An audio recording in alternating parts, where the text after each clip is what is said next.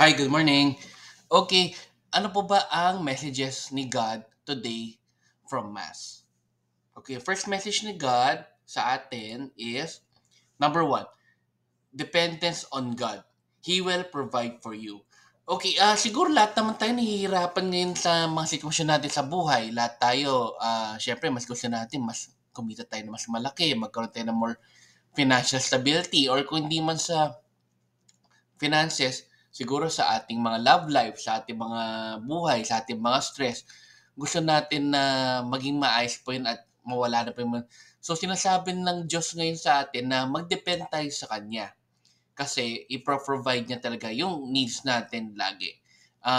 Hopefully, lahat po tayo mas maging paniniwala po natin yun. Kasi talagang pag inisip mo, talagang binibigay naman ni God lahat ng kailangan natin at the right time. Okay. Ang next message niya sa atin is, God will always sustain you to fulfill your mission. Ano ba ang mga mission natin sa buhay ngayon? Meron ba tayong gusto ipakita na mga kwento na good news from God na gusto natin share sa kapwa pa natin? Meron ba tayong mga experiences sa buhay na masasabi natin na talagang mirakulo yon or si God ang talagang tumulong sa atin? Kaya ang lagi natin tatandaan is kung ano man yung mga needs natin, kung ano man yung mga kailangan natin, lagi tayong tutulungan ni God para magawa po natin yung mission po natin sa mga buhay po natin. And lastly, for today, do not worry about rejections on how you spread God's word. Just move forward. Okay, lahat naman tayo, I'm sure, makakaranas ng rejection or mabobore sa atin ng mga tao or hindi makikinig sa atin kung paano natin i-relate sa kanila or i-share kung ano po yung gustong ipamahagi ni God na good news sa word niya or kung ano ba yung mga natututunan natin sa buhay para ihambing sa mga words ni God.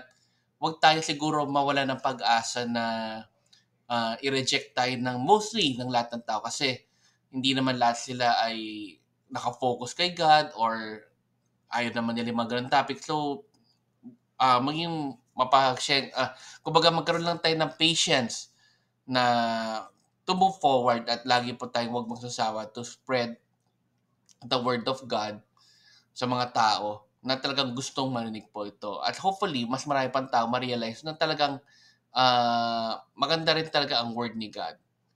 Okay? So, this ends what I've learned or ano pa ba yung mga messages ni God sa atin today. So, let's end again with a simple prayer. In the name of the Father, Son, the Spirit. Amen. Lord, sana po tulungan niyo po kami to have more faith in you na magtiwala po kami na tutulungan niyo kami sa lahat ng mga problems po namin. Hindi lang financially, materially, or emotionally, sa lahat po ng mga kailangan po namin sa pang-araw-araw. Please give us more faith to believe na talagang magpro-provide kayo sa amin at meron po talaga kayong gustong plano po para sa amin. Amen. In the name of Father, Son, the Spirit. Amen. Okay, so good morning po ulit. And I'll leave you again with our simple Thanksgiving prayer. Thank you. Daily thank you prayer. Lord, thank you very much for all the blessings that you are giving us every day. Thank you for our food, safety, security, guidance, and all your blessings. Please avoid us getting sick from all illnesses and forgive us for all our sins. Lord, I pray that all our hopes and dreams will come true in your own time. Again, Lord, thank you for all the blessings that you have given us. Amen.